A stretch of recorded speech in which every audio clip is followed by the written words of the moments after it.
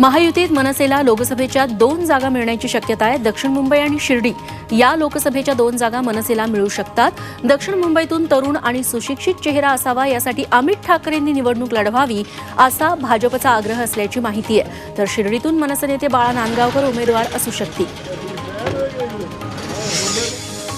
अमित शहा यांच्या भेटीनंतर अमित ठाकरे यांनी फेसबुक पोस्ट केली।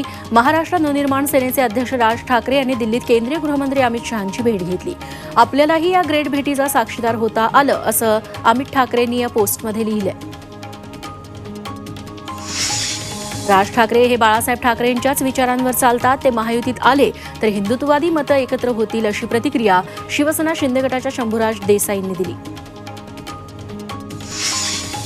मुख्यमंत्री शिंदेंनी शिवसेना खासदारांची ठाण्यातील निवासस्थानी बैठक घेतली। यात लोकसभा निवडणूक रणनीतीवर चर्चा झाली। भाजप नेत्यांसोबत चर्चा करून 1-2 दिवसात जागा वाटपासंदर्भात निर्णय होणार असल्याचं त्यांनी खासदारांना सांगितलं।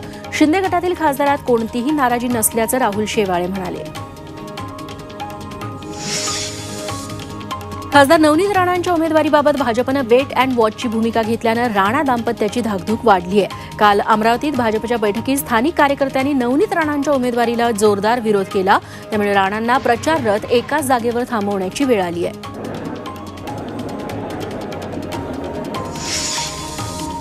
माढा मतदारसंघाचा तिढा सुटल्याची माहिती सूत्रांनी दिली आहे। माढाचा वाद सोडवण्यासाठी रामराजे नाईक निंबाळकर आणि रणजितसिंह निंबाळकरांशी फडणवीसांनी सागर बंगल्यावर चर्चा केली।